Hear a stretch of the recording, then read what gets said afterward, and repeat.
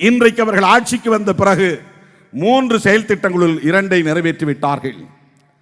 அயோத்தியில் ராமர் கோவில் உலக அதிசயம் 1 என்கிற வகையிலே அவர்கள் நினைத்தபடியே ஜம்மு காஷ்மீரை உடைத்து துண்டாடி விட்டார்கள்.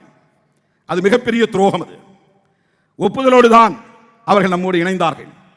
370 ஆர்டிகிள் என்பது பற்றி உடன்பட்டுதான் ஜவஹர்லால் நேரு அன்றைக்கு இருந்த அந்த அன்றைய அரசர் பேச்சுவார்த்தை நடத்தி உடன்பட்ட அடிப்படையில் தான் பாகிஸ்தானோடு சேராமல் இந்தியாவோடு சேர்ந்தார்கள்.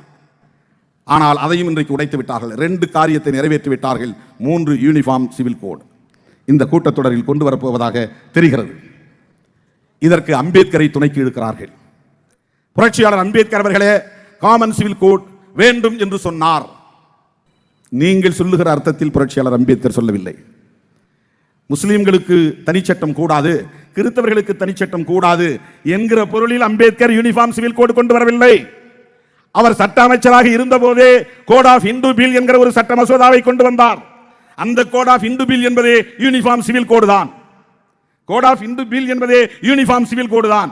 என்னவென்றால் இந்து மதத்திலே பார்ப்பனர்கள் உயர்ந்தவர்களாக, அவர்களுக்கு அடுத்து சத்திரியர்கள், அவர்களுக்கு அடுத்து வைசியர்கள், அவர்களுக்கு அடுத்து சூத்திரர்கள், இந்த 4 வருடத்துக்கும் அப்பாற்பட்ட அவுட்காஸ்ட் சாதி அற்றவர்களாக இருக்கிற தலித்துகள், இவர்கள் அனைவரும் சமமாக இல்லை.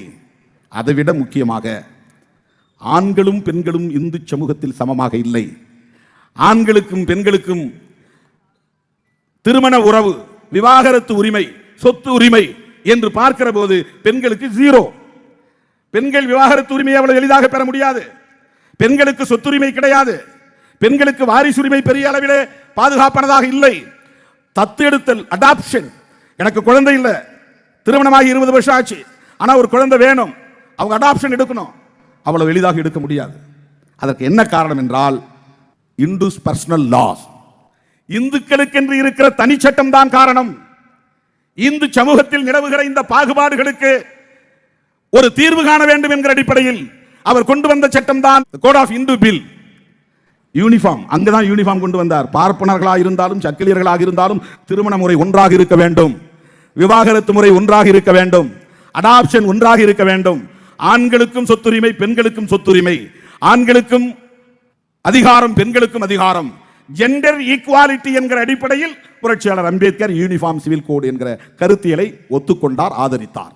ஆனால் இவர்கள் அம்பேத்கரே சிவில் கோடு வேண்டும் என்று சொன்னார் என்று சொல்லுவதன் மூலம் இஸ்லாமியர்களுக்கு எதிராக அம்பேத்கர் சிந்தித்தார், கிறிஸ்தவர்களுக்கு எதிராக அம்பேத்கர் சிந்தித்தார் என்பதை போன்ற ஒரு தோற்றத்தை உருவாக்குகிறார்கள்.